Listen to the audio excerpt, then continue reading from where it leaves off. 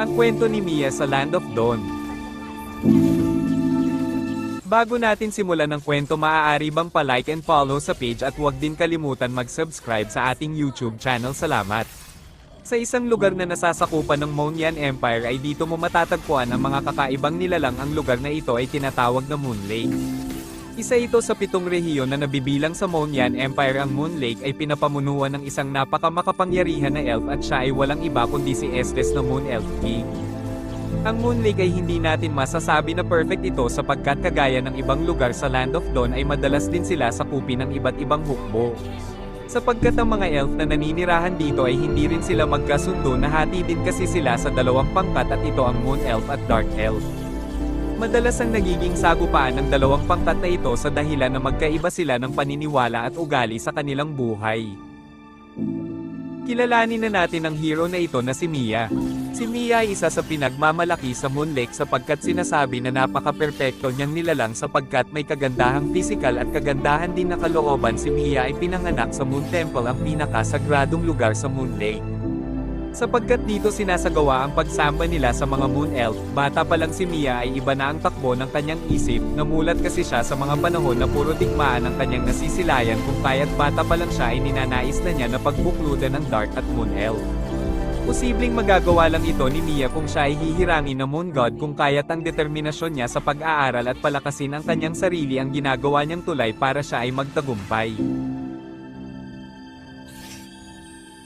Ang lahat ng mga Moon Elves ay naghahanda na ng maaga sa pakikipagdigma sapagkat sentro ang kanilang lugar ng iba't ibang klase ng pananakop. Isa din sa dahilan kung bakit kailangan nila magsanay ay unti-unti na kasing nalalapit ang pagsugod ng kanilang mortal na kalaban na kung saan tinawag na mga Porks. Lumipas ang ilan pang mga taon ay nagkaroon ng isang matinding sagupaan sa pagitan ng mga tao at mga Porks. Ito ay tila ba isang simpleng labanan na tila ba apoy na mabilis kumalat at sumiklab. Ang laban kasing ito ay nadamay ang mga kalapit na rehiyon at isa na doon ang Moon Lake. Ito ay hindi inaasahan ng mga Moon Elves, ngunit wala na sila magagawa sapagkat mabilis na dumadating ang mga Orcs na pinamumunuan ni Balmond. Sa mga oras na yon ay masusubok na ang kakayahan ni Mia sa pamumuno na kung saan ito ay pinapangarap noon. Binigyan niya ng kotesan ang lahat ng hukbo na maghanda sa pagdepensa ng kanilang kaharian. Kabado na ang lahat sapagkat malalaki at nag-umapaw ang mga Orcs, tila mga toro ang mga ito dahil winasak nila ang mga tirahan at gayon din ang lahat ng infrastructure na itinayo ng mga elves ng napakahabang panahon na. Palaso at panalang laban sa dambuhalang bakal na sandata ang siyang labanan. Hindi nagtagal ang laban ay napakadaming elves na ang nasaktan at namatay. Iilan na lang ang natira na buhay at kasama doon si Mia. Napahinto na lang si Mia ng isang saglit at ibinaling niya ang kanyang mga mata sa buong Moon Lake. Nakita niya ang mga nasusunog na bahay, mga nakahandusay na mga elves at mga nag-iiyakan na batang elves na kung saan naging dahilan ng pagpatak ng kanyang mga luha. Hindi niya inaasahan na sa isang normal na araw lamang ay doon na magtatapos ang kanilang lahi.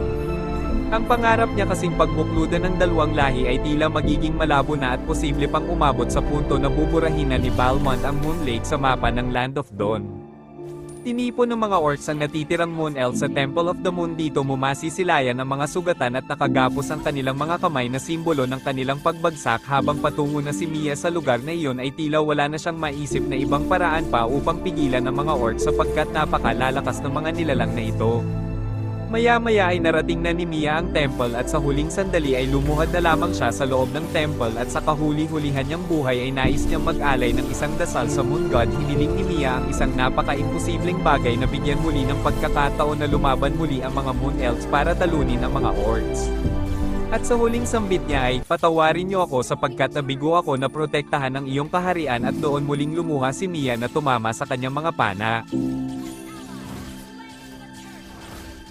Bigla na lang binigyan ng sinyalis ni Balmond ang mga Orcs na tapusin ang mga natitira pang mga elves, ngunit sa paglapit ng mga Orcs kay Mia ay bigla na lang nagkaroon ng isang milagro sapagkat dininig ng Moon God ang hiling ni Mia at ito ay sa pamamagitan ng kanyang mga pana. Nagliwanag kasi ang mga pana ni Mia at ito ay biniyayaan ng Moon God na taglayin ang mga nag-umapaw na kapangyarihan na nagmula pa sa mga ninono nila.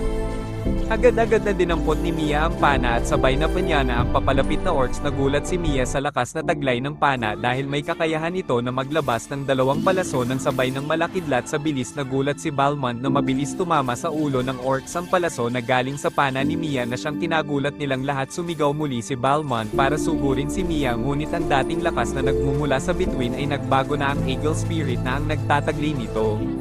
Sumigaw si Mia ng napakalakas at nabuhayan ng kanyang mga kasamahan. Inutusan niya lahat na lumabas ng templo para sila ay makatakas. Nang makaalis na ang lahat ay napakadaming orcs ang akmang susugod na kay Mia at sila ay galit na at agad na bumunot ng isang palaso si Mia at sa pagpapatama niya gamit ang isang palaso ay tila libo-libo ang bumagsak sa kalangitan na kung saan ay naging dahilan ng mas mabilis niyang mapatay ang napakadami na orcs na papalapit sa kanya gakidlat sa bilis at tila naglalabas ng libo-libong palaso ang kapangyarihan na ibinigay sa kanya ng Moon God. At maliban pa doon ay katulong din ni Mia ang isang Spirit Eagles na patayin ang ilan sa mga kalaban. Nagalit ng lubusan si Balmond, ngunit naging matalino din siya dahil sa pinagpatuloy pa nila ang laban nila kay Mia ay mauubos lamang sila. Kasabay ng pagsuko ng mga tao ay sumuko na din ang hukbo ni Balmond. Biglang naging tahimik muli ang Moon Lake at bumalik si Mia sa Temple of the Moon at muling nagdasal at nag-alay ng kanyang pasasalamat sa Moon God. At dahil sa tagpong iyon ay sinabi ng Moon Elves na si Mia at ang Spirit Angels ay pinasasalamatan nila ito ng sobra. At dahil sa naganap na iyon ay naramdaman ni Mia sa kanyang mga puso na ang problemang dumating sa kanila ay hindi pa tapos, bagkus ito ay simula pa lamang ng mga labanan sa Land of Dawn. At ipinagdarasal din niya na sana'y dumating na ang hari na magbabalik muli ng kapayapaan sa Land of Dawn.